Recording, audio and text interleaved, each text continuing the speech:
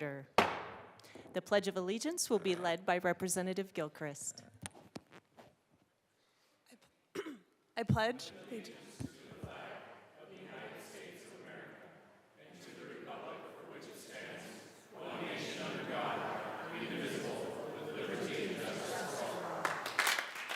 Mr. Shebel, please call the roll. Representatives Armagost, Bacon, Barone, Byrd, Basenecker, Bottoms, Bradfield, Bradley, Brooks, Brown, Caldwell. Representative Caldwell is excused. Camacho, Carter, Clifford, DeGraff, Duran, English. Representative English is excused. Espinoza, Foray, Froelich, Garcia, Garcia Sander, Gilchrist, she's somewhere. Gonzalez, Hamrick, Hartsook is excused. Jackson, Johnson, Joseph, Kelty, Leader, Lindsay, Linstead, Luck, Lukens, Mabry, Marshall, Martinez, Here. Morrow is excused. McCormick, Pascal, Phillips, Puglisi, Richardson, Ricks, Representative Ricks, Excused. Rootnell, Representative Rootnell, Ryden, Sirota, Excused. Rep Sirota is excused. Smith, Soper, Representative Soper, Excused. Stewart K, Stewart R, Story, Sukla, Taggart, Titone, Valdez A, Velasco, Weinberg, Wilford, Winter, Woodrow, Woog, Zokai, and Madam Speaker. I'm here. With 58 present, 7 excused, we do have a quorum. Representative Gilchrist. Thank you, Madam Speaker. Madam Speaker, I move that the Journal of Wednesday, March 12, 2025 be approved as corrected by the Chief Clerk. Members, you have heard the motion that the journal be approved as corrected by the Chief Clerk. All those in favor say aye. All those opposed, no. The ayes have it. The motion is adopted. Members, we are proceeding to business. Madam Majority Leader.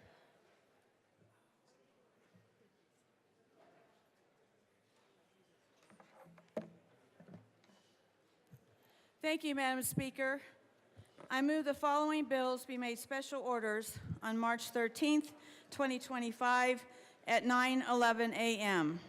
Senate Bill 180, House Bill 1165, and House Bill 1270. Seeing no objection, the bills listed by the Majority Leader will be made special orders on March 13th, 2025 at 9:11 a.m. Representative Clifford.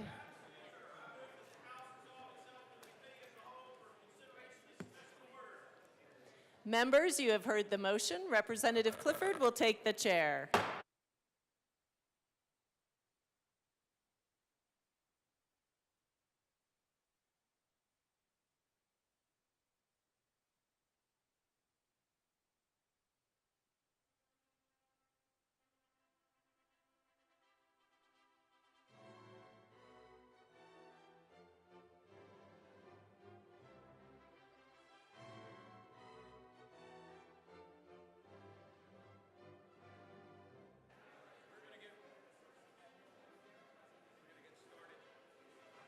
We're going to get started immediately. The committee will come to order.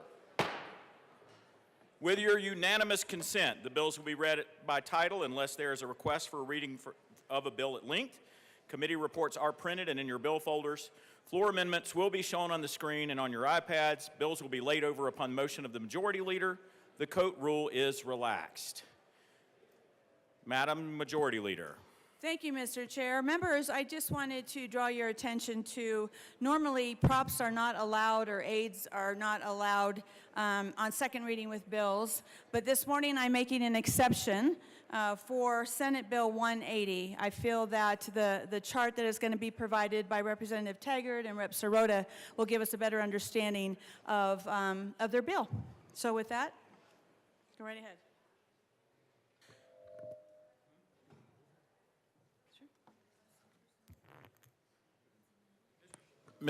I'm getting feedback. Hold on just a second. Mr. Shebel, please read the title of Senate Bill 25-180. Senate Bill 180 by Senators Kirkmeyer and Amabile, also Representatives Taggart and Sirota, concerning the method of calculating state population growth for purposes of calculating state fiscal year spending pursuant to Section 20 of Article 10 of the state constitution.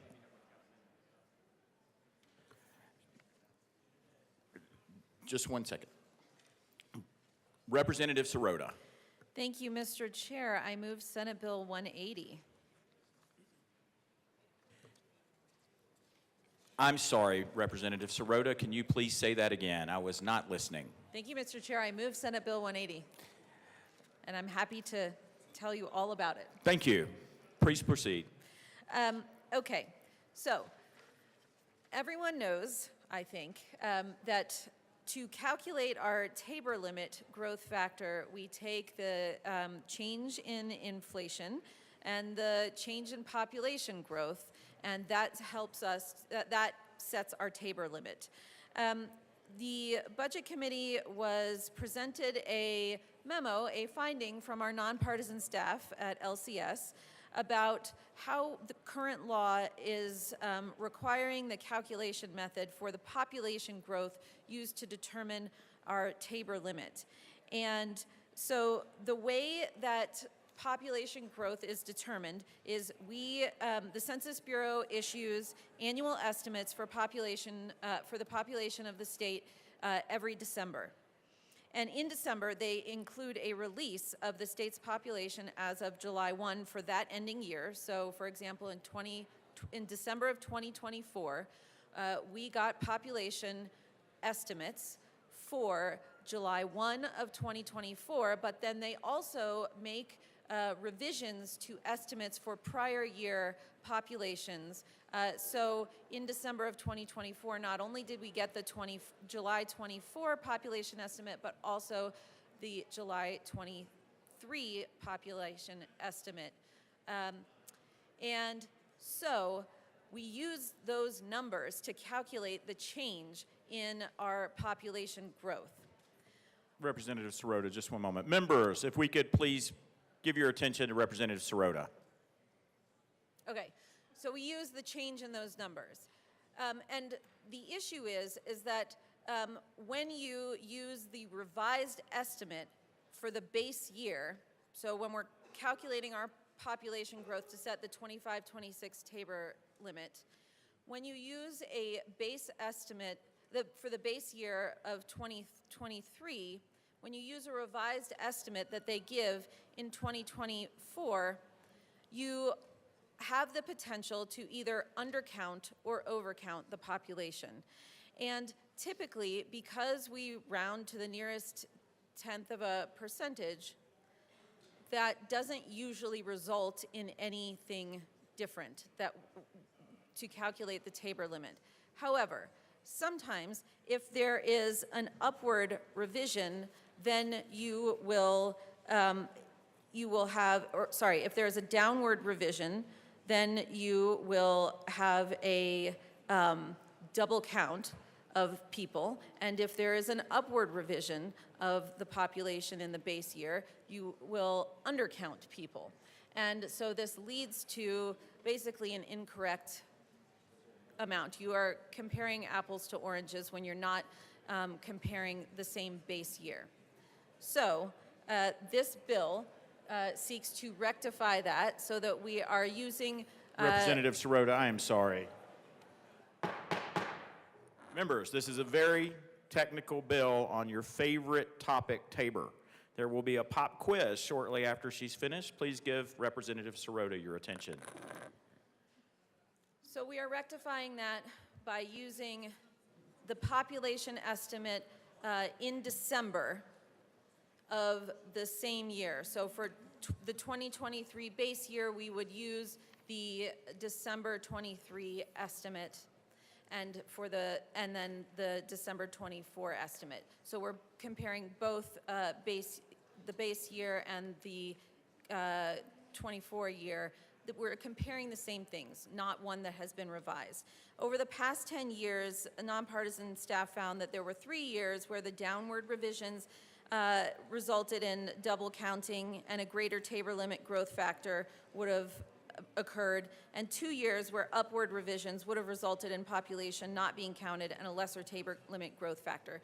So in the end, this probably all comes out in the wash, but it does have an impact on what are the real differences in change in population. And so that's why we are requesting to make this change so that we are accurately reflecting population changes and we are not double counting or undercounting. Representative Taggart. Thank you, Mr. Chair. It's an honor to serve with you. And an honor to serve with you, sir. So, when I first read this letter, I felt like I was reading something that was Stump the Professor. And it did, the first couple of times that I read it. So let me try to boil it down, and then I'm going to show you on the screen a couple of mathematical examples which I think explain it better sometimes than we can in words.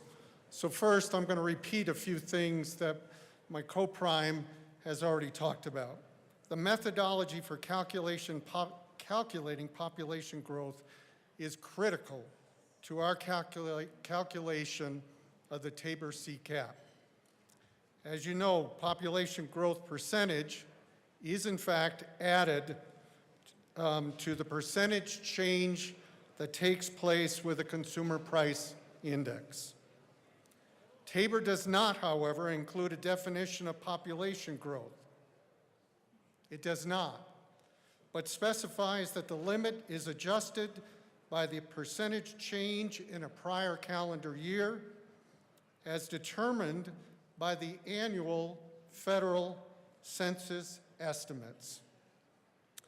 The annual census estimates are published then in December of every year. And the estimate is for the numbers as of July of that year. At the same time, the previous year's July estimate is revised up or down. So in December 2024, as an example, we received the population census estimate for July of 2024. We also received the revised estimate for July 2023.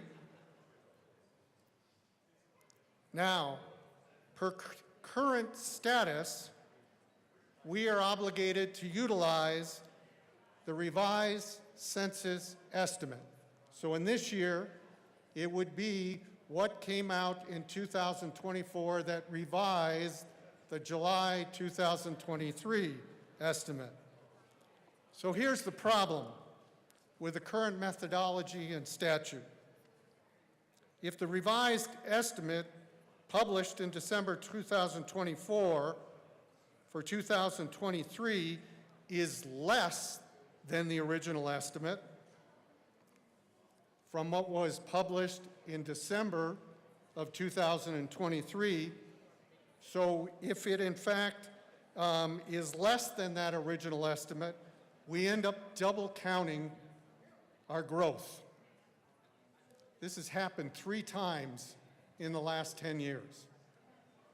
On the other hand, if the revised estimate in December 2024, again, for July of 2023, is greater than the original estimate, this results in individuals not being counted. This has happened twice in the last 10 years. 4 years out of the decade, we've had negligible changes between the 2 methodologies. And 1 year out of the 10 years, we are fortunate that we have the absolute census information from the U.S. government. So those are absolute numbers as compared to estimated numbers. This bill, SB 180, seeks to modify the current methodology of the population estimation. Instead of using the revised estimate, per my previous conversation, the new methodology uses the original census estimate.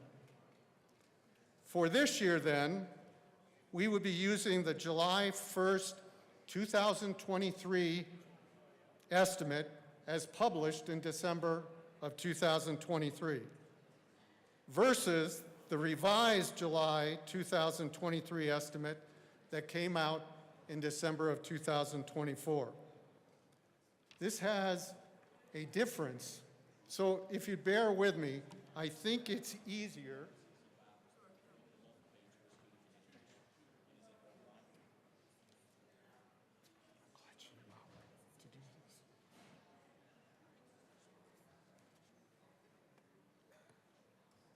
well, It has hopefully- been displayed. You have to talk in the mic.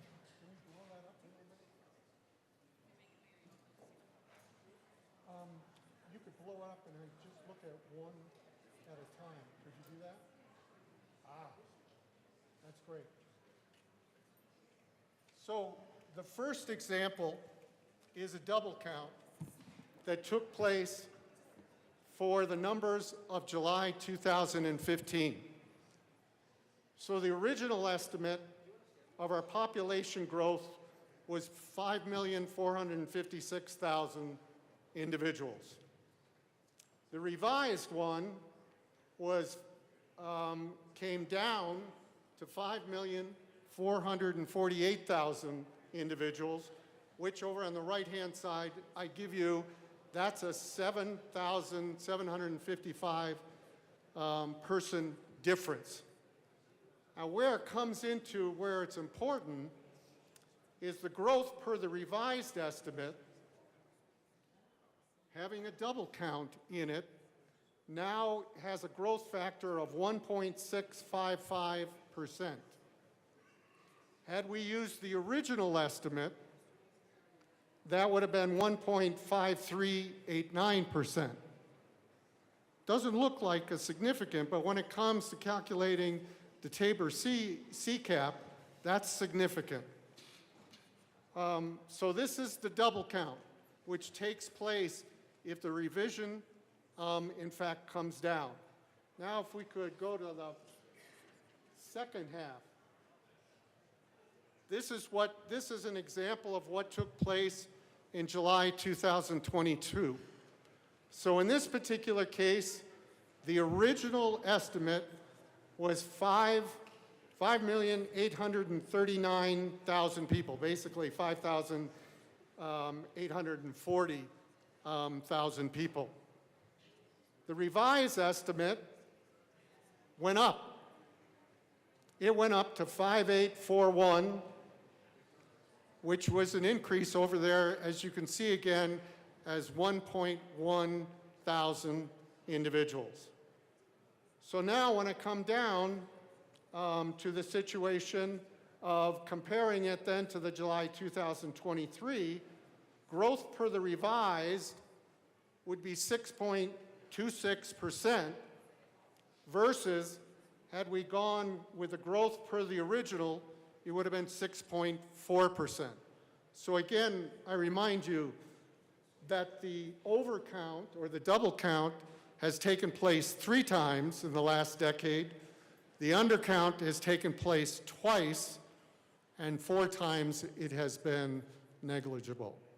So what we're proposing in SB 180 is just a very simple approach. Go back to the original estimate and use that from this point forward. This is not something you want to change every year. This is something you want to stick with for a long period of time, and the revised approach is something we've been using now for over 30 years. But this is an improvement. Thank you, and I hope we get your support.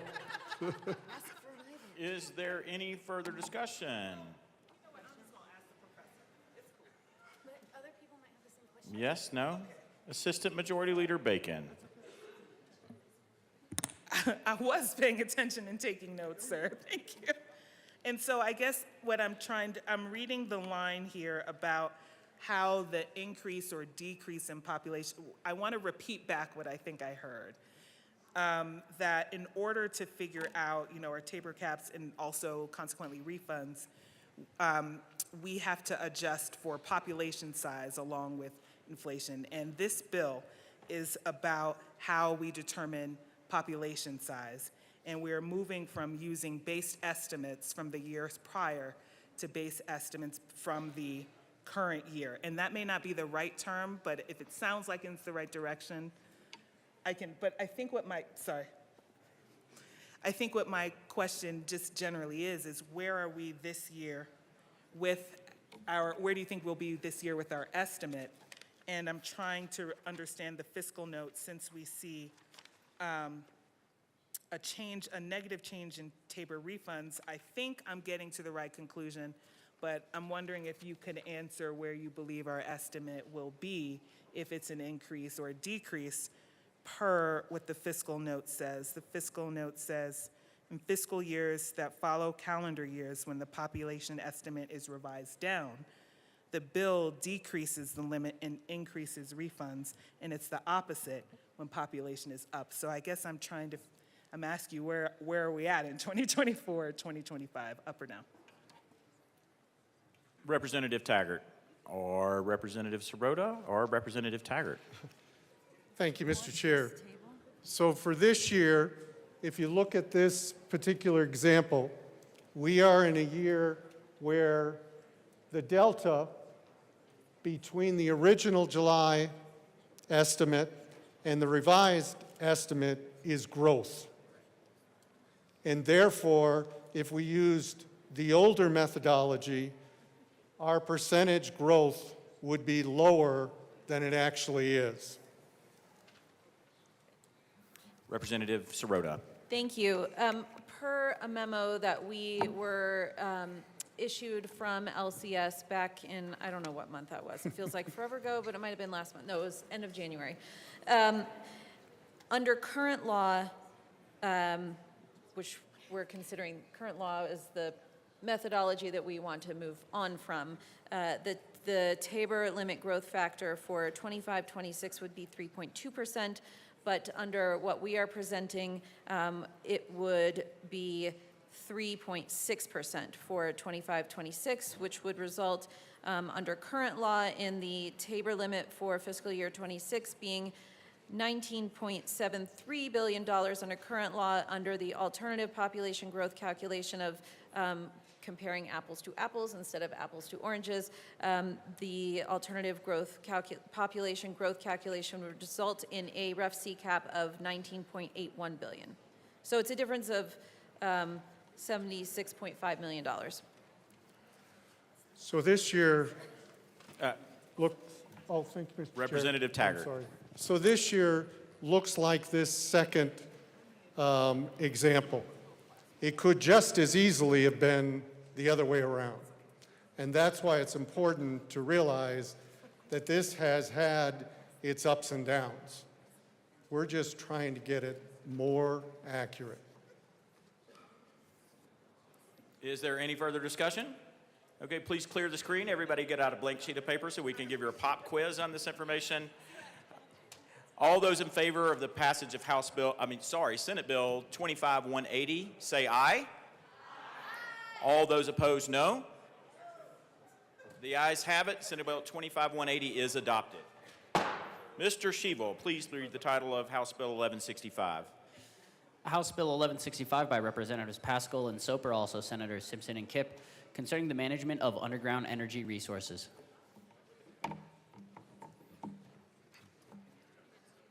Representative Pascal. Thank you, Mr. Chair. I move 1165 and the committee report. So moved, and to the committee report. Yeah, well, we can't go there. Representative Thank- Soper. Okay, no. All right, okay, hang on one sec. Okay, to speak to the committee report a little bit here first. We had several amendments while we were in committee. Several of them had to do with working with the hot springs, commercial hot springs owners, and making sure that they were properly protected in their commercial business financially with regards to geothermal energy enterprises, or I shouldn't use that word, endeavors. Okay, and the other amendments that we had also were to sharpen up some information around the carbon sequestration enterprise and make sure that it was clear what their requirements were in terms of their responsibilities, including what would happen in the case of an abandoned carbon sequestration site. We also have an amendment to the committee report. I move L011 to HB 1165 and ask that it be properly displayed. And this is a multiple page amendment to committee this report. committee report. It is yellow. It was placed on your desk yesterday. And we'll wait for that to be displayed. Yeah, it's 4 pages. Well, and Please proceed with the amendment. Representative Soper. Thank you, Mr. Chair. So this amendment is one that was highly negotiated between Colorado's hot springs, or commercial hot springs, I should say, and our other stakeholders such as DNR.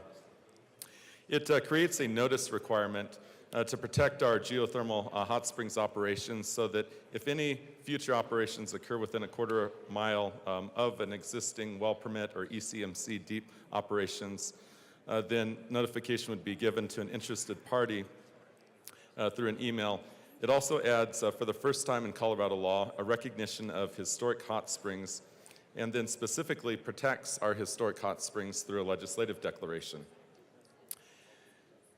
We are not just adding that historic hot springs exist for commercial geothermal operations, think Mount Princeton, Strawberry Park, Iron Mountain, but also think about those that people may enjoy that are non-commercial. So we're also adding that notice can go out to the landowner that includes the non-commercial hot springs. So those may include like Conundrum or Penny Hot Springs, if you know where those are.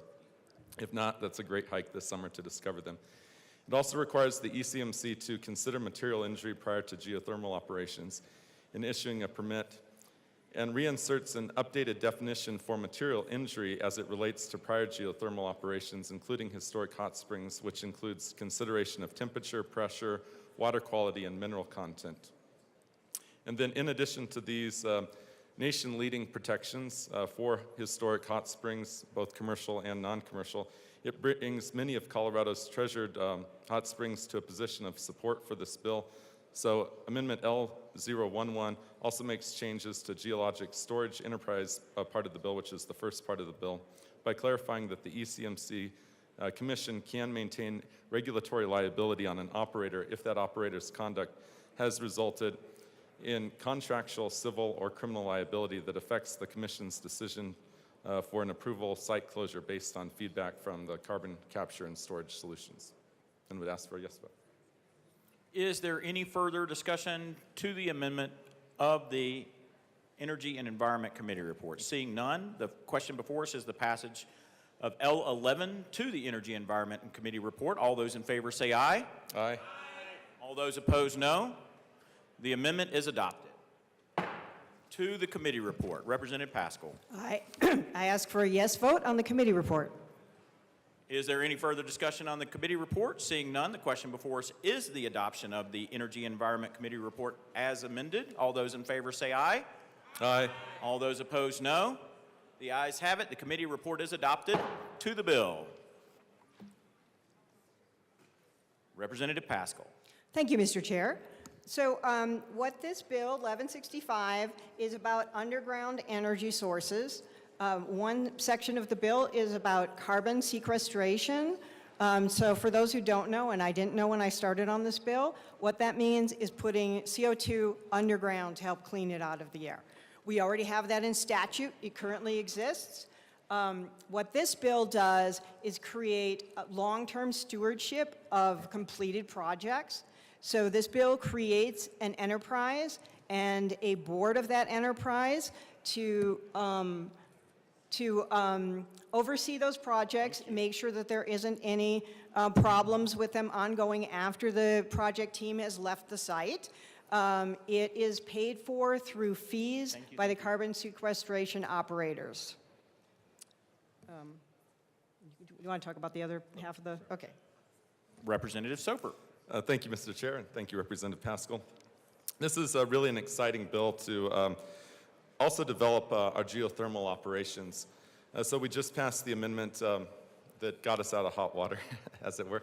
It's a joke. To protect our hot springs, and apparently no one's listening. But we're also streamlining the permitting process. So it used to be you had to go through DNR and the ECMC. Now it's permitting through DNR to really just make things straightforward. A good example of where geothermal can really help out and save on energy costs would be Colorado Mesa University, which is where I went to university for my undergrad. They have developed a lot as far as these long pipes that go under their like football fields or grassy fields. The air temperature underground is 50 degrees, and what happens is they only have to heat or cool their building from that 50-degree mark, which has saved them millions of dollars over the last few years, and that's millions of dollars in taxpayer savings, but the same savings could be achieved through the private sector. And if we're going to meet certain state goals, we really do need to have this there. And then lastly, we just wanted to make sure that we're protecting prior geothermal operations. So we had the Hot Springs Amendment we adopted, but we also adopted the series of amendments in committee just to clarify that we're protecting anyone that was in that space prior to a subsequent operation coming in. And would ask for a yes vote. Is there any further discussion on House Bill 1165? Representative DeGraff. I threw it away.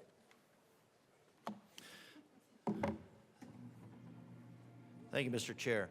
All right, so 1165, two different things. Unfortunately, I'm not going to be able to support the geothermal side because I can't support the end run around the taxpayer Bill of Rights side, which is the enterprise, and the enterprise is something that's incredibly dangerous and incredibly unnecessary. So because I know everybody likes to hear all the math on this, I'm going to run through it fairly quickly for you. So one, the first thing about this is taking the money, is funding the enterprise itself. The enterprise, of course, is an end run around the taxpayer Bill of Rights. That is the purpose of an enterprise. So the reason that we have enterprises, because the desire to circumvent the taxpayer Bill of Rights. Now, let's look at where the money comes from. Well, the money comes from an industry of carbon capture, and we think, yes, stick it to the man. All right, but where does that money come from for carbon capture? Well, the citizens of Colorado are going to be paying it. So the citizens of Colorado are going to be paying money to the industry in order to pay the enterprise to circumvent the Colorado taxpayer Bill of Rights for the purpose of covering the liability of carbon capture. Now, carbon capture is an interesting thing in that sometimes it's used where they take natural gas and they burn natural gas, oxidize it, create carbon dioxide, which is a beautiful thing because plants love it. And you know, it's a great thing to burn in your house with a gas stove in order to make your plants grow a bit more. But what you do with that carbon dioxide then is you pump it down into a well, pressurize the well, and then you get more hydrocarbons out, which is a beautiful thing as well, except it's kind of a weird thing for the taxpayers to pay the hydrocarbon industry in order to pretend like they're sequestering carbon for the sake of the superstition of this body in this House and then the Greeniacs. So let's look at the numbers. First of all, the numbers are. I mean, does everybody have their calculators out? I mean, you all have a calculator on your phone, so you should probably get your calculators out. No, that's not a calculator, that's a picture. No, it's way less. It's way less than 3 drops in a swimming pool. So let's run through this first. One of the means of doing this was a total. Madam Majority Leader is trying to study, so everybody, if you could keep it down. I know, and I appreciate it. 1.5 million tons of carbon dioxide. That sounds like a lot. But let's convert that to billions of tons. That's 0.0015 billion tons that we're looking at removing from the atmosphere. How many tons of CO2 are in the atmosphere? Well, it's funny that the carbon dioxide experts and the Colorado Energy Office never seem to know that number, but it's important when you're talking about ratios because it's 3,200 billion tons. Now, if you're wondering if 0.0015 is big in comparison to 3,200, the answer is no. So if you take that 0.0015 billion tons, you divide it by 3,200, and you get 5 times 10 to the negative 7th. So that's 6 zeros and then a 5. So what are we actually going to achieve with this carbon capture, this very dangerous carbon capture? Well, if you consider that carbon dioxide is about 10% of the greenhouse gas effect, which is a total of 40 degrees Celsius, you multiply those out and you get 2 millionths of 1 degree Celsius. Now, I don't know of any possible, I don't know of any, maybe there is, but I don't know of any. It would be a really, really, really expensive mechanism to actually measure 2 millionths of 1 degree Celsius. So how much does that cost? Well, 1.5 million tons of carbon dioxide in order to preclude the plants from getting a hold of that and doing something dangerous like growing. 1.5 million tons of carbon dioxide at $40 per ton would cost $60 million. Now, since we've got just $60 million laying around, then I guess that's not a big deal. Considering that it would solve 6 millionths of 1 degree Celsius, potentially, out of 2.5 degrees Celsius, which is the threat. So now, if you want it, because my colleague wanted to know how many drops in an Olympic-sized swimming pool that would be, the equivalent of, I went ahead and did that calculation, and you just take those numbers, you divide it by, you take the 0.0015 billion tons divided by 3,200 billion tons, and then you divide that by the 5.5 million people that we have in Colorado, and then you would get 8/100ths of 1 drop in 20 Olympic-sized swimming pools. For my colleague, the bill sponsor, we're talking about solving 8/100ths of 1 drop in 20 Olympic-sized swimming pools full of drops for the low cost, the everyday low cost of $60 million. $60 million. Carbon capture. Now, what is the liability that the state wants to take on behalf of the taxpayers indefinitely? Well, carbon dioxide, great for plants, great for humans, but not in high concentrations beyond, like, I don't know, about 10,000. 10,000 parts per million, which is 20 times, 2,000% higher than what we're at right now.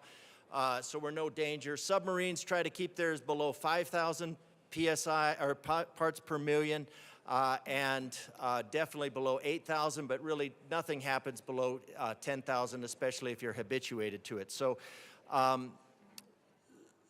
carbon dioxide plants thrive at about 2,000 parts per million. So there's really, we're not even close to anything dangerous. You're probably closer to danger in terms of oxygen levels, because we're usually at about 16%, and you go up a couple percentage that and things kind of starts combusting a little bit easier. So now, what I'm getting overall by the lack of interest in these numbers is that we really don't care how much money we spend in support of a religious superstition. So, but those are the numbers. We're looking at 5.5. We're looking at $60 million to solve 8/100ths of one drop in 20 Olympic-sized swimming pools full of drops. So I do want to get the dimensions of this room sometime so I can kind of figure out what that is. But, you know, you're probably looking at about the volume of this room, taking one drop of a dropper, divided into 100 bits, and then it'd be 8 of those. So with that, so in order to be able to address this to the people of Colorado so that they can see how much money that the General Assembly is willing to spend to protect them from a superstition, I move L013 to House Bill 1165 and ask that it be properly displayed. That is a proper motion. We will wait for it to be displayed.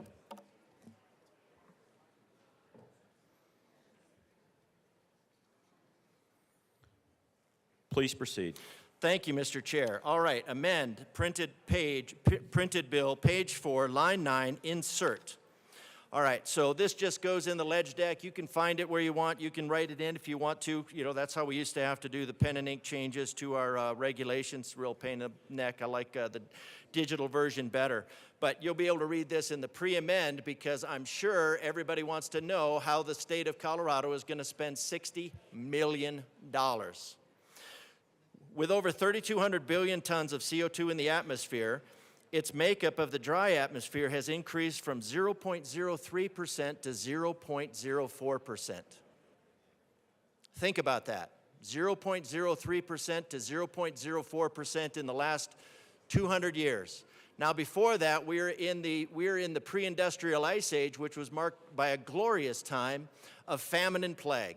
Famine, not enough food because there's not enough CO2 to grow plants. Plague because those rats all come into town and they start biting people. So, so that was a beautiful totalitarian time of famine and plague, which are I guess I'm not supposed to say Greeniac. Maybe I am. Greeniacs want to return, or totalitarians, in the last 100 years. Presumably, I'm just going to assume that 0.01% is due to human activity, because we have an incessant desire to extract solar energy from hydrocarbons. And those bonds in hydrocarbons are from solar energy. It's stored solar energy. Hydrocarbons are a battery, are an actually efficient battery, as opposed to lithium mined in third world countries in very dangerous and environmentally degrading ways. This makes it approximately 2% of all greenhouse gases. The other greenhouse gas is water vapor. That exists at about 50 times more, about 100 times more or so. So this is just about 2%. So with that 2% of all greenhouse gases, carbon dioxide contributes a little bit less than 10%, just helping you with the numbers. And of that, so this breaks it down into all of Colorado. So this is bumping it up a little bit from 0.0015 to 0.125, so we could actually see what all of Colorado would contribute. So if we do that math and we compare it to a 40-degree Celsius spread, if Colorado got rid of all of its carbon dioxide at the cost of $60 billion for 0.00015%, then Colorado could affect, it won't really because this is a gross exaggeration, 0.00016 degrees. So I don't want to take credit for this, so I would just say that the majority party of the Colorado General Assembly declares that it is the best interest of all humanity that this contribution to atmospheric energy be curtailed through guilt-induced behavior modification. And that's what carbon capture is all about. It's asking the people of Colorado to spend $60 million to solve 2 millionths of 1 degree Celsius and call themselves saviors of the planet. So just for the sake of some scientific accuracy for carbon capture, I ask for an aye vote on this bill. Excuse me, ask for an aye vote on this amendment. Representative Froelich.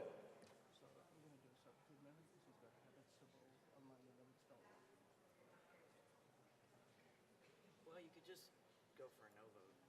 What's that? Just go. Okay, where is habitable? Okay.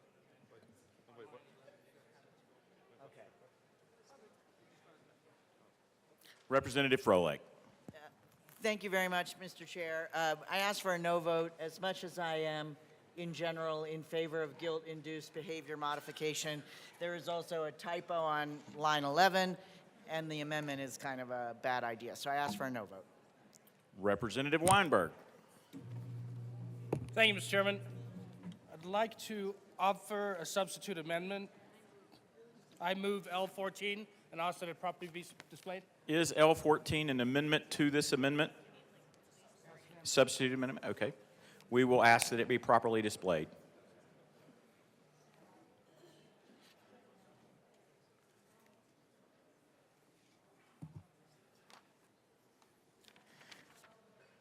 To L14, Representative Weinberg. Thank you, Mr. Chairman. I'd just like to point out on line 11, there was a typo called Habitsville, and I have since corrected it, being a good steward of the good people of Colorado, to now say habitable. And I ask for an aye vote. Representative DeGraff. Thank you, Mr. Chair. I consider this a friendly amendment. Not only is my colleague taller in person, he's smarter in person. It's nice to see him not online. I really appreciate that. Just a kid, just a kid. So yeah, I consider this a friendly amendment. I do think that scientific accuracy in these bills is important. We have a lot of bills from years ago where the signatories, including people I'm looking at right now, signed off to say that we had scientifically accurate climate goals, but nobody actually said or delineated what those climate goals were or what they would achieve. So that's just telling Colorado that we're willing to spend your money on something that we don't even have any idea. So this is just telling Colorado, this amendment overall, this is a good amendment for the spelling. So, and then the amendment in general I'll speak to after the vote on this amendment. Representative Soper. Thank you, Mr. Chair. We also would ask for a no vote on this. We worked out our legislative, but I do appreciate this. I do have questions on line 12 with the question mark and then the period and then the. So I think there may still be some technical issues, but I do appreciate the effort. Is there any further discussion on substitute amendment L14? Representative DeGraff. Yeah, we can work on that typo. It was kind of rushed, so I'm not sure why that question mark was in there. I was kind of hoping nobody would notice it. Is there any further discussion on amendment L14? Seeing none, the question before us is the adoption of L14. All those in favor say aye. Aye. All those opposed, no. No. The noes have it. The amendment fails. To the bill. Oh, I'm sorry. Back to L13.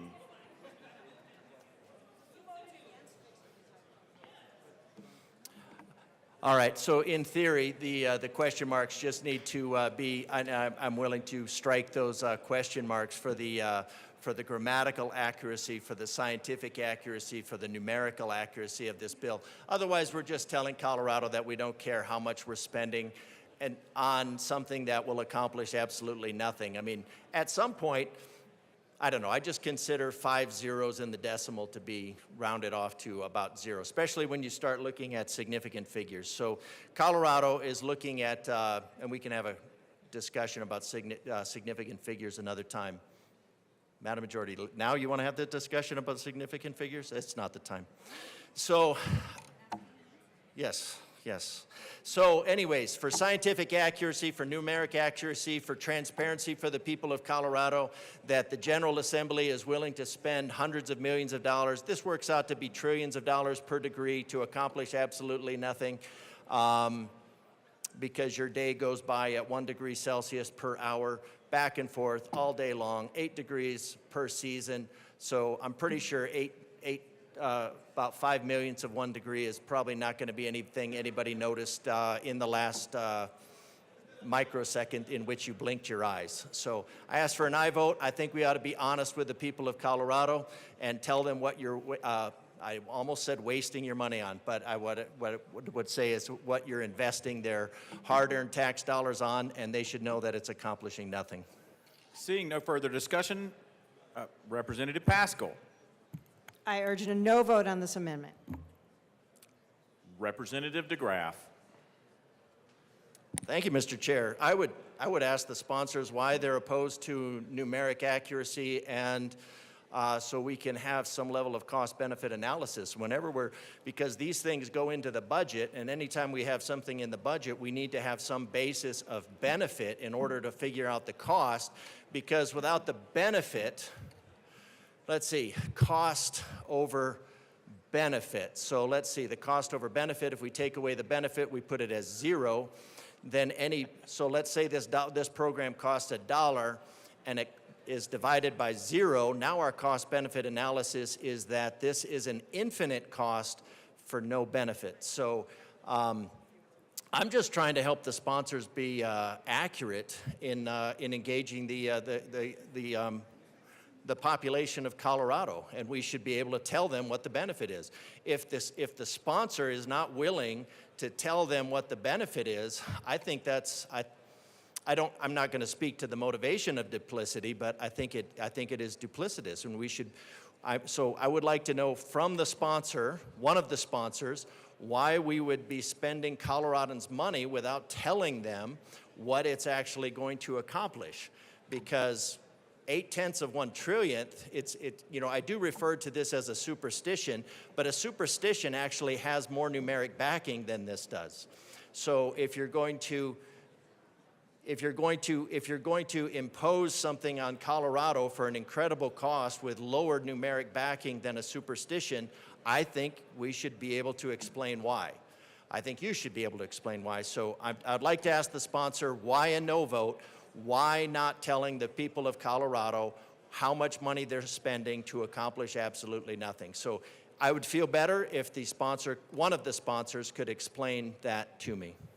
Seeing no further discussion, the question before us is the adoption of L13. All those in favor say aye.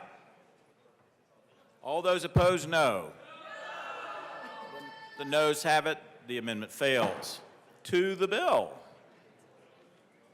Seeing no further discussion on House Bill 251165, the question before us is the adoption of House Bill 251165. All those in favor say aye. All those opposed, no. The ayes have it. The bill passes. Mr. Shebo, please read the title of House Bill 1270. House Bill 1270 by Representatives Puglisi and Gilchrist, also Senators Kirkmeyer and Doherty, concerning granting eligible patients the right to try individualized investigational medical treatments. Sorry about that, Minority Leader Puglisi. Thank you, Mr. Chair. We had no amendments in committee, so no need to move the committee reports, right? Correct. To the bill. Fantastic. Thank you. I'm Still sorry. a freshman. We do need you to move the bill. Okay. Thank you. I move House Bill 1270. And that's it. To the bill. Thank you. Sorry, again, still a freshman in a lot of ways. So this bill had come to me, someone had called me and said, I need you to hear this story of this mother who had 2 daughters with a rare genetic disorder. They were both potentially, they were both going to be terminal. There was this potentially life-saving drug, and the child that was terminal, they didn't have access to it because it didn't go through the FDA process. They did a GoFundMe, went to Italy to get this drug. The first daughter, it was too late for her. She's currently in hospice. And the second daughter is now being treated with this drug and has a lot more hope of being able to survive the illness. And that just broke my heart, especially as a mother of a daughter with a rare genetic disorder. Thank God she's not terminal, but I couldn't imagine having two little girls and knowing you can't save one because of the federal process. And so this bill is, it's called Right to Try. Now you're gonna ask, we currently have Right to Try in Colorado, but it is not for individualized genetic treatments. So these treatments might only help 1 or 2 kids, but if we can save one child, wouldn't we want them to have that opportunity? And as a mother, I would want access to as many potential options to save my child as I could.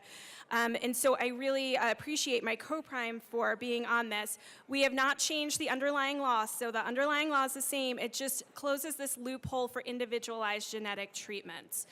There's no mandates on health insurers to insure the drugs. There's no liability for physicians who try a drug and don't know what's going to happen. But it'll help terminal patients, not just children. Clearly, we're focused a lot on our children, but it will help any terminal patient that wouldn't otherwise have access to this drug because it hasn't gone through the FDA process. I'm going to say this is my passion bill. You know, when you hear a story like that and you know you can make a difference in Colorado, you want it to go through. There are no amendments to this bill. We have stakeholdered it and gotten the support that we needed, and would really appreciate an aye vote on the bill. Thank you. Representative Gilchrist. Thank you, Mr. Chair. I'm honored to be here today with Minority Leader Puglisi to ask for your support for HB 25-1270 to expand Right to Try for patients with rare genetic disorders. As Minority Leader Puglisi stated, Right to Try is already law in Colorado. It's already law in the federal level, and it provides a pathway for patients diagnosed with a life-threatening disease or conditions who've exhausted all approved treatment options and are unable to participate in clinical trials to access certain drugs. They have not been approved by the FDA. So patients work with their doctors and work with a company that is developing a drug or a biologic to request access without involving the FDA in the process. So that is our current law. So this is expanding that law, as Minority Leader Puglisi stated, to these individuals with rare genetic disorders who, up until this point, have not been able to access that very specific treatment. And I was incredibly moved by the story that Minority Leader Puglisi mentioned, and the mother testified during the hearing, and it was really incredible. And she didn't get to finish her testimony, but when the end of her testimony was to say that she had her second daughter in hospice. And so this bill would allow that child to have access to this treatment. We want children to have, and adults, or grown-ups, as I always say, to have access to this treatment. And we want to push forward a policy that enables that to happen. So, as you know, Minority Leader Puglisi and I have both advocated for people with living with rare genetic disorders. This is a population near and dear to our hearts. I believe this is a small but critical step to ensure this population has all the available treatment options they need, and we urge a yes vote today. Representative Johnson. Thank you, Mr. Chair, and thank you so much, sponsors. It is weird to come to the well and say I love a bill, because we like bills here, but this is the first and probably the only bill that I have said I love this bill. To add to the story, when I was going through my own treatment, through a trial that was not yet FDA approved, now I was only fighting for a limb, not a life. But I saw a kiddo who was turned away for a potential treatment because it was not FDA approved. And watching the devastation on the parents' face, knowing that they could not try, they could not fight. So yes, if it just saves one life, amazing. But this bill offers so much more. It offers hope.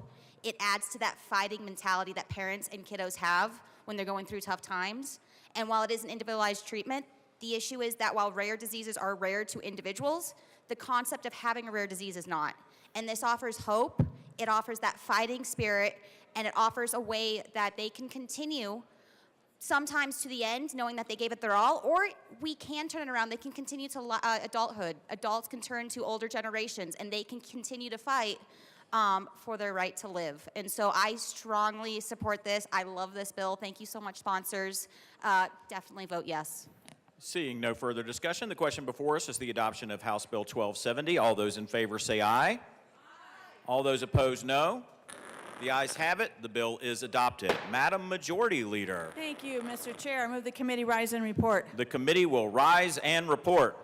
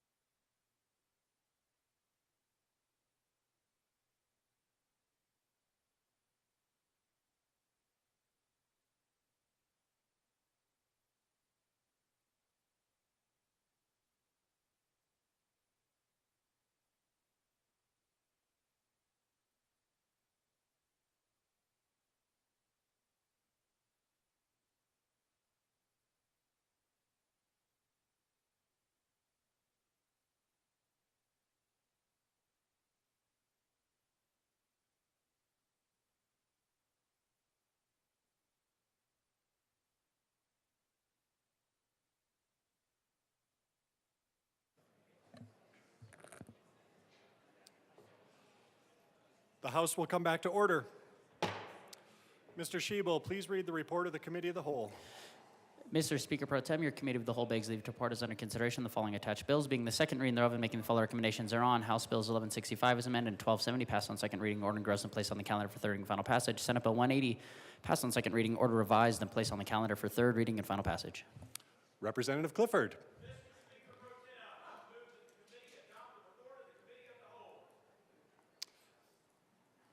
You have heard the motion. There are no amendments at the desk. The question before the House is the adoption of the Committee of the Whole report. Mr. Schiebel, please open the machine, and members, please proceed to vote.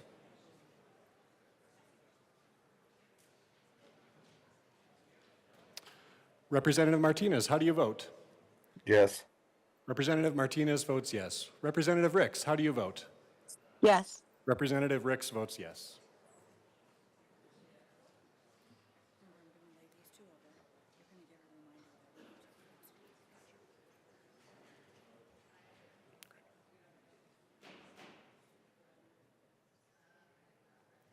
Representatives Brown, English, and Pascal.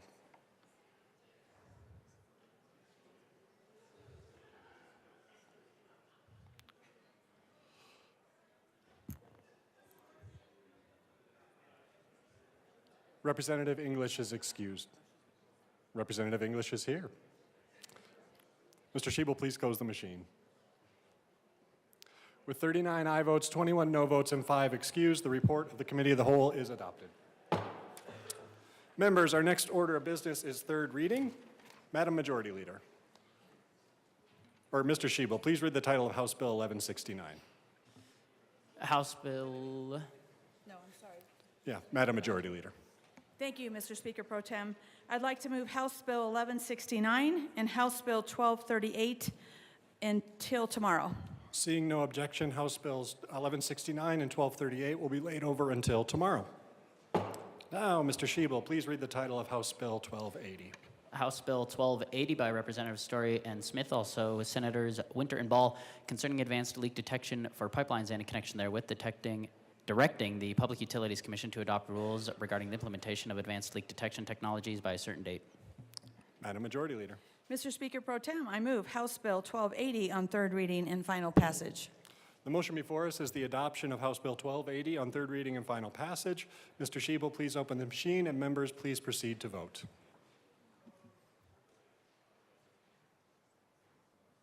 Representative Martinez, how do you vote? Yes. Representative Martinez votes yes. Representative Ricks, how do you vote? Yes. Representative Ricks votes yes.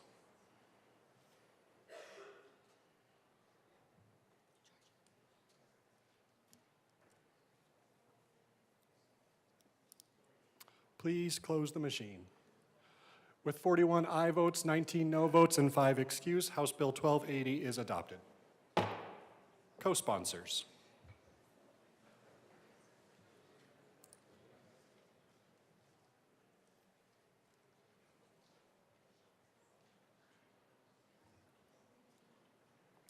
Please close the machine. Mr. Schiebel, please read the title of Senate Bill 170. Senate Bill 170 by Senators Mobley and Kirkmeyer, also Representatives Byrd and Sirota, concerning a state-funded response to genetic testing backlogs.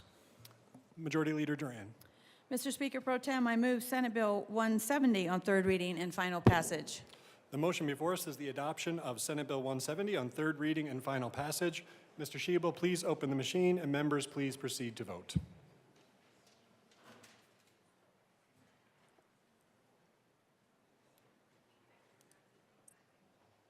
Representative Martinez, how do you vote? Yes.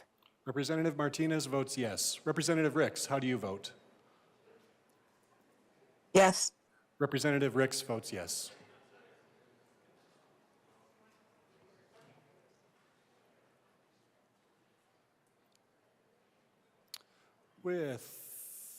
Please close the machine.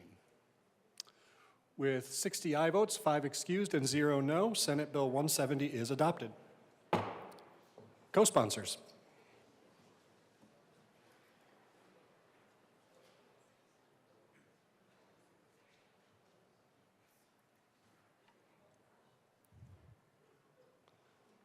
Please close the machine. Mr. Schiebel, please read the title of House Bill 251005. House Bill 1005 by Representatives Duran and Titone, also Senators Mobley and Baisley, concerning the creation of tax incentives to support the film festival industry. Madam Majority Leader. Mr. Speaker Pro Tem, I move House Bill 1005 on third reading and final passage. The motion before us is the adoption of House Bill 1005 on third reading and final passage. Mr. Schiebel, please open the machine, and members, please proceed to vote.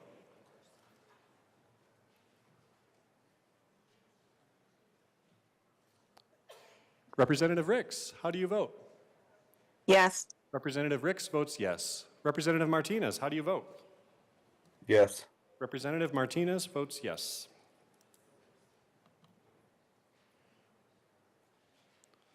please close the machine. With 43 aye, 17 no, and 5 excused, House Bill 1005 is adopted. Co-sponsors.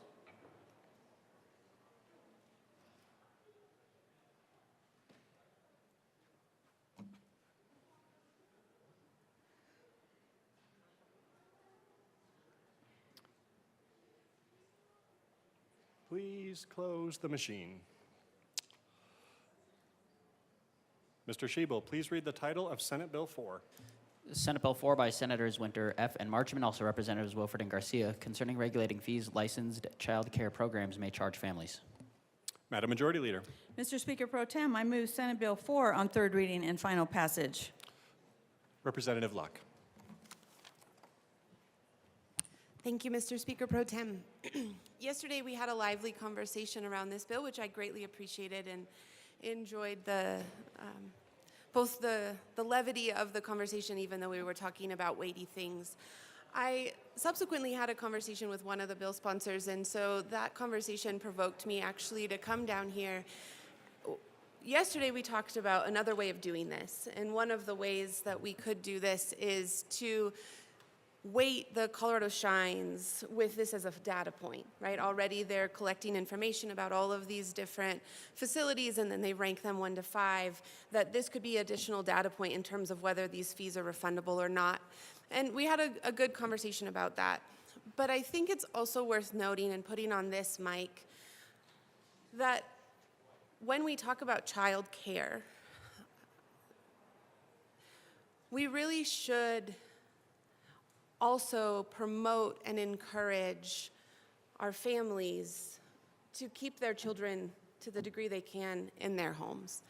As a new mom, I will tell you I'm very torn. I drive home most days, driving 100 plus miles every day one way, because my little one is important to me and I want to be there for as much of his life as I can possibly be. And the other day, I was listening to a podcast about little ones and their development and how essential that primary caregiver is and how much trauma is created in those first 3 years of life when they are not present. And I was in tears. And so when I think about our child care policy and I think about what we have created as a culture and the pressures that we have put specifically on women to believe that they either can do it all or that they need to prioritize their career over their family, I think we've done them a great disservice. And I do think that in future conversations about childcare, we really should give thought to the message that we're communicating, especially to our women as they have young ones underfoot, and whether or not we actually value that contribution to our society at all, much less to the same degree we value their contribution in an economic sense in industry out in the world. I have some friends who are stay-at-home moms who are often criticized by other friends because they're not out there. They're not, using their full potential is how it's seen. And in processing through that, I just think, what a horrible message. We have women who are staying at home who, if they're managing a household, have to be an accountant and a chef and a nurse and basically every profession they are, right? All in the home. And the value of that is immeasurable, and the stability that that provides to our kids and the ability for future health to our societies and the community and you can't even begin to measure the value of that. And yet, so often our culture conveys that that is valueless and that the greater value for women is to be out in the world. And so while I know, Mr. Speaker Pro Tem, and I thank you for your patience with me in this, I know it's not directly to your bill, but it is to the larger conversation about how we structure childcare and the pressures that we put on families and the costs that we put on families, and the fact that really we need, I think, to have a new conversation about the policies that can promote women especially to be at home with their little ones while especially they're younger, and to foster that. So thank you for just letting me share those thoughts. Representative DeGraff.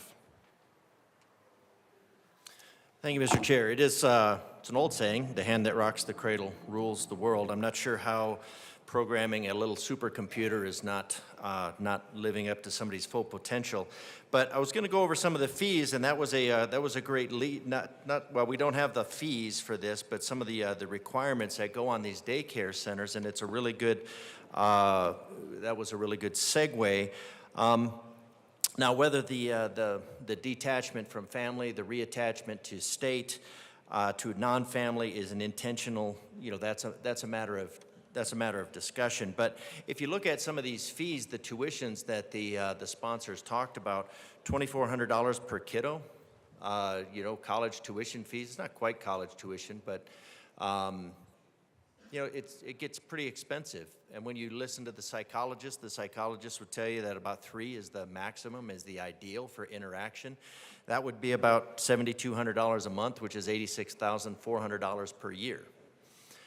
And I wonder if we're valuing, like if we want to create a universal child care, maybe the way to do that would be to create a credit of a third of that, of $2,400 per month per kid, and then you create the option that does not pull the child away from family, because we know it's the best way. It's not the only way. I'm not standing here in judgment. I'm just saying that we're talking about wanting to make this more available, and one way to make it available is to incentivize it for a parent to stay home with their kids and value that, because we're talking about eventually, the push is always to create some universal child care that's paid for out of the tax base, which is either going to be $86,000 or it's going to be $2,400, a third of that, so $30,000 per year per kid,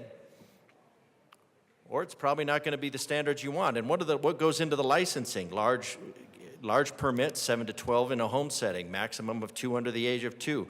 So kind of creating trying to recreate more of a large family experience for experienced family care, up to 9 children, 4 unrelated children with no more than 2 under the age of 2. So criminal background check is required for all owners, directors, employers involving fingerprinting. So now you have a limited number, which is good. I think we need those checks. We don't want to just open it up to anyone. These are our kids. These are our future. The hand that rocks the cradle rules the world, and we don't want to put our kids in the hands of criminals. Criminal background check, child abuse and neglect background check, required for owners, directors, employers, as well as volunteers. Every one of these, of course, rightfully drives up the cost of that child care. Child care health and safety classes. Licensed providers must complete these classes. Proper environment. Daycare facility must meet the child's Colorado safety standards in a safe and healthy environment for the children. Staffing requirements, age requirements, staff qualifications, child development, associate CDA credentials. So these are all part of the licensing process. And every one of these drives up the cost. And so we can either say, we don't value every one of these steps, or we do value one of these steps, and if we value these, that is going to cost. Value adds cost.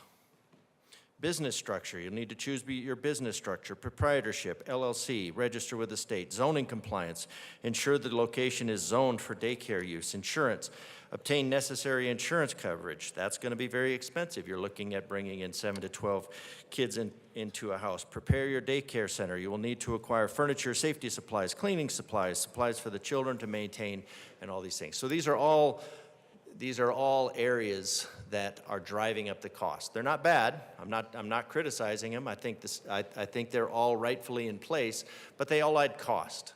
Now what we're talking about is the cost of these fees that are charged to enter onto a wait list, and some have fees, some don't have fees. I was not able to get a definitive answer on whether the 13 or 14 forms required for pre-admission were hyperbole or fact. We can look for those, but those would be an area that we can cut those down. I think these agencies are now just going to have to say, all right, well, every time you come in, we're going to charge you $20 for a tour. Every time you get, to justify these costs. or we're looking at imposing a regulation on top of these providers that have to maintain all these qualifications, and then we're saying we're going to take this away. I don't think this is a good area to involve ourselves, because some of these, as we heard from witness testimony, there's a lot of these daycare centers that are going away. We've talked. It was brought up that there are daycare deserts. I guess everything is a desert, but there are daycare deserts. And then if you put pressure on, if you make it less valuable to be in business, surprisingly, businesses go out of business when they stop making money. And this is not a huge moneymaker for them. It's talking about pre-enrollment. Pre-enrollment can be handled in lots of ways. What you want to do is you want to create an environment where you encourage more people to get into this space, and you create a competitive market. You create that competitive market. So what is actually hurting this? What is hurting this is the need for more money, because the currency has been devalued by 22%. Actually more than that, but that's the official figures.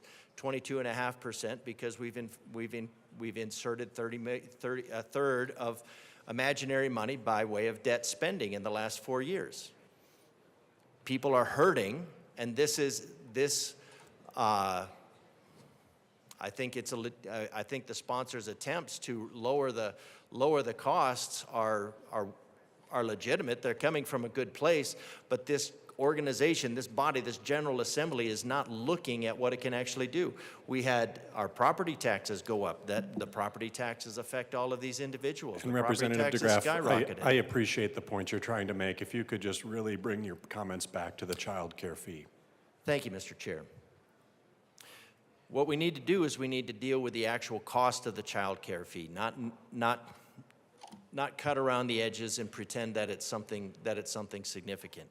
This is, there are a lot of potential unintended consequences to this. I think the danger of creating more of more deserts in this area are real, and we ought to look at what our goals actually are in terms of what is best for these children. Is it best to institutionalize them, or is it best to encourage an environment in the state where a parent can stay home? I won't even specify which parent, but we could incentivize that. We can eliminate all of this, and we can make it possible, but we have a tax policy that doesn't allow it. So I would like to get to the actual root of the problem instead of working around the margins. So I ask for a no vote on the bill, unfortunately. I think it will create more problems than it solves. Further discussion. Representative Wilford. Thank you very much, Mr. Speaker Pro Tem, and thank you to my colleagues for engaging in a really robust conversation about this bill, both on second reading and now on thirds. I want to be really clear with you all. Childcare is expensive. Caregiving is not free. It is expensive. And we do need to have a conversation about tackling the cost of caregiving as a whole, whether it's for our youngest kids, whether it's for our older adults. We're not having that conversation today. This bill is about making sure that parents who are applying for wait lists and trying to identify a spot for their kids are able to recover some of those fees. We've already talked about the fact that they're not going to be able to recover all fees, right? Because we do want to honor that there is a cost to child care centers for the work that they do to tell parents about their programs, to recruit them, and to go through the application process. We get that. That is valid. And that is exactly why we accepted an amendment from a colleague to incorporate the voices of providers and centers into the conversation with CDEC about what recovering those fees could look like and how much they should be able to retain as an administrative fee. We have done the work here, folks. We are down for conversations about caregiving in the future, but this bill is about helping parents save money. And in 2025, saving money is wildly important, and I encourage an aye vote on this bill. Seeing no further discussion, the question before us, the motion before us is the adoption of Senate Bill 4 on third reading and final passage. Mr. Shebel, please open the machine, and members, please proceed to vote.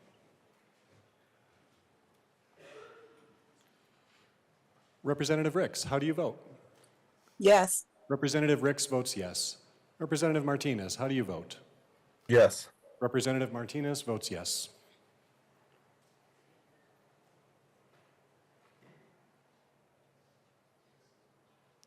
Please close the machine. With 38 aye votes, 22 no, and 5 excused, Senate Bill 4 is adopted. Co-sponsors.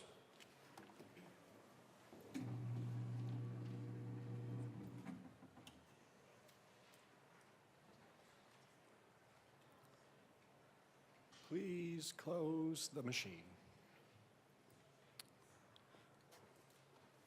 Mr. Shebel, please read the title of Senate Bill 133. Senate Bill 133 by Senators Snyder and Carson, also Representatives Soper and Camacho, concerning voidable transactions and in connection therewith updating the Colorado Uniform Fraudulent Transfers Act and renaming it the Colorado Voidable Transactions Act. Madam Majority Leader. Mr. Speaker Pro Tem, I move Senate Bill 133 on third reading and final passage. The motion before us is the adoption of Senate Bill 133 on third reading and final passage. Mr. Shebel, please open the machine, and members, please proceed to vote.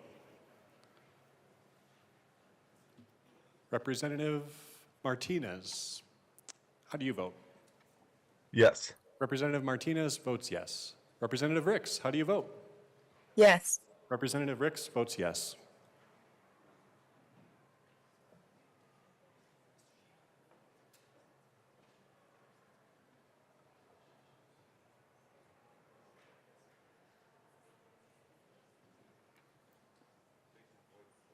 Please close the machine. With 48 aye votes, 13 no votes, and 4 excused, Senate Bill 133 is adopted. Co-sponsors.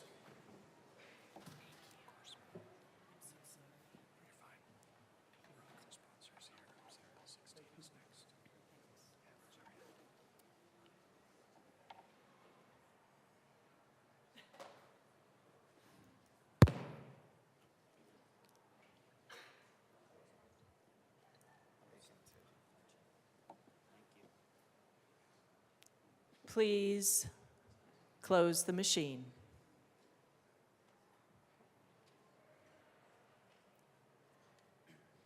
Mr. Shebel, please read the title to Senate Bill 16.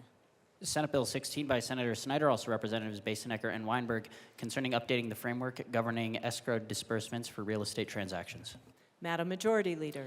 Madam Speaker, I move Senate Bill 16 on third reading and final passage. The motion before us is the adoption of Senate Bill 16 on third reading and final passage. Mr. Shebel, please open the machine and members proceed to vote. Representative Ricks, how do you vote?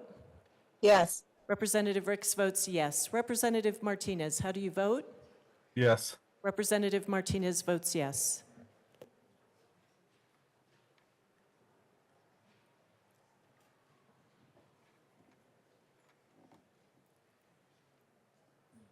Please close the machine. With 62 aye, 1 no, 2 excused, Senate Bill 16 is adopted. Co-sponsors.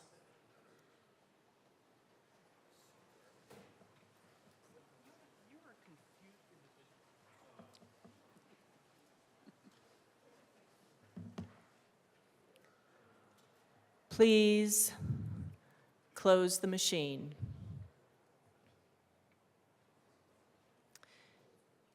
Members, I do want to bring a special note to your attention.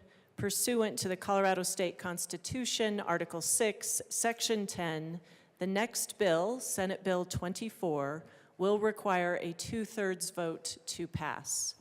Mr. Shebel, please read the title to Senate Bill 24.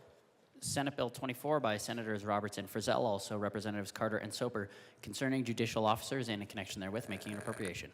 Madam Majority Leader. Madam Speaker, I move Senate Bill 24 on third reading and final passage. The motion before us is the adoption of Senate Bill 24 on third reading and final passage. Mr. Shebel, please open the machine and members proceed to vote. Representative Ricks, how do you vote? Yes. Representative Ricks votes yes. Representative Martinez, how do you vote? Yes. Representative Martinez votes yes.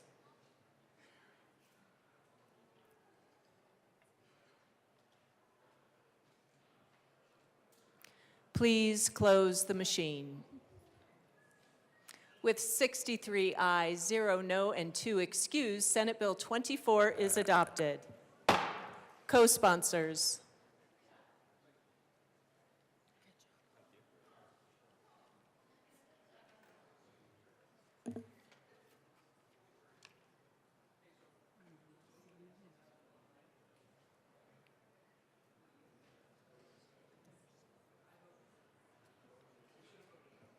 Please close the machine.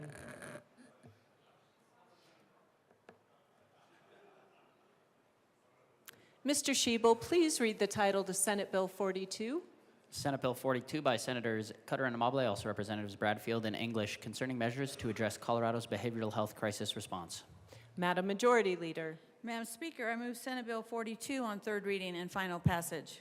The motion before us is the adoption of Senate Bill 42 on third reading and final passage. Mr. Shebel, please open the machine and members proceed to vote.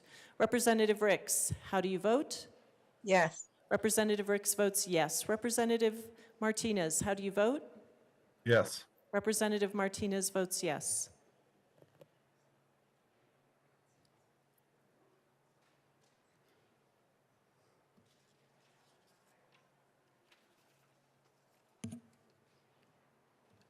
Please close the machine.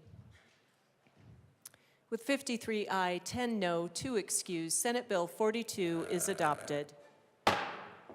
Co-sponsors.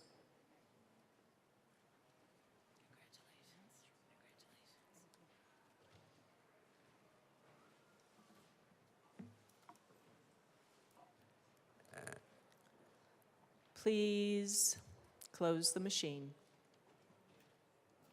Madam Majority Leader. Madam Speaker, I move to lay over the balance of the calendar till Friday, March 14th, 2025. Seeing no objection, the balance of the calendar will be laid over until tomorrow, Friday, March 14th. Announcements and introductions. AML Winter. Thank you, Madam Speaker. I just wanted to let you all know that the Colorado Housing Coalition will be having a legislative reception this evening. It'll be at Maggiano's Little Italy. It starts at 5 p.m. and it ends at 7, so please, if you get a chance, head down there and chat with them. Representative Lukens. Thank you, Madam Speaker. The Education Committee will be meeting in room 107 at 1:30. We will only be hearing one bill, House Bill 1278. Representative Gilchrist. Thank you. Hi, colleagues. I just wanted to announce again that KAFCA and Raise the Future are here today. They were in the chamber for a while, but then I think went out. But I just wanted to take a moment to recognize them. They're both incredible organizations. KAFCA is a membership organization of organizations throughout the state of Colorado that support children and families involved in the child welfare system. As a foster and adoptive parent, I am particularly passionate about these two organizations. Raise the Future supports adoptive families and kids who are on the path to permanency and adoption, and we could not survive without these organizations in Colorado. So please take a moment, if you have, when we finish, to have a conversation with them to hear about the important work they do and how it's really important that our policies reflect the work that they're doing here in the House. Thank you. Representative Woodrow. Thank you. Good morning, colleagues. It is so nice to see all of you and to be back in a less stressful environment than my jury trial.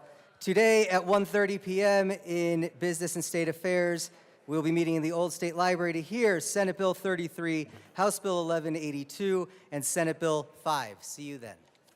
Representative Wilford.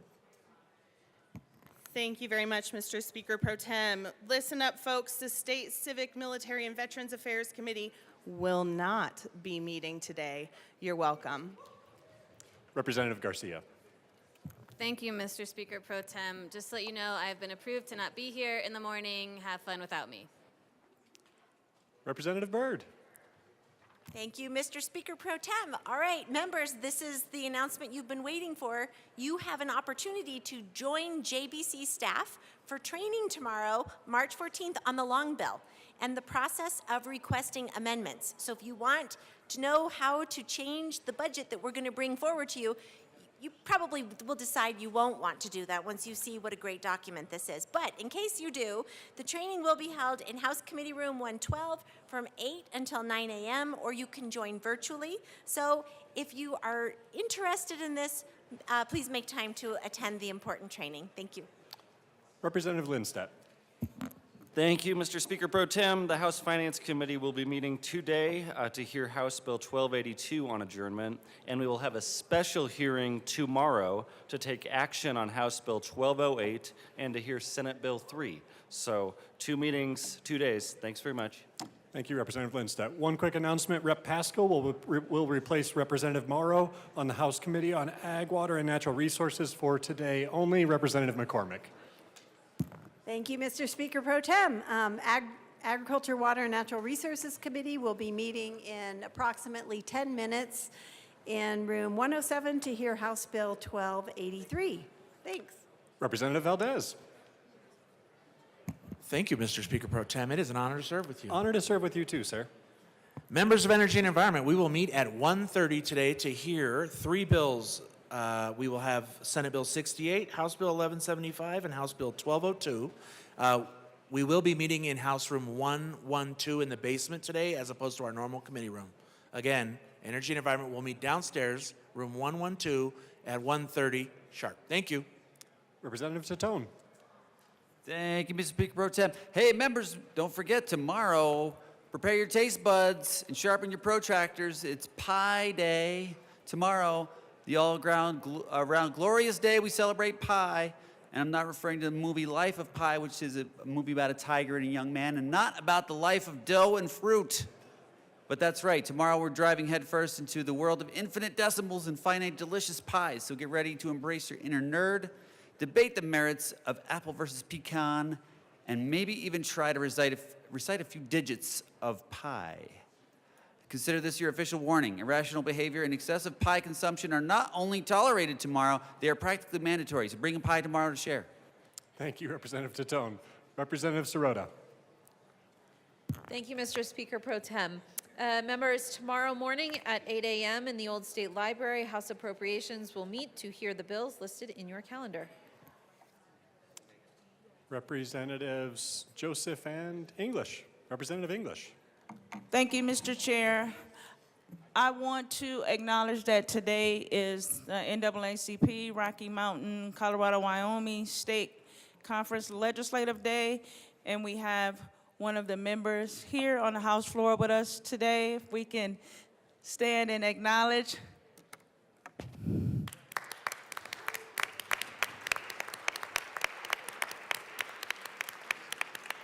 Thank you. Thank you, and welcome to the People's House.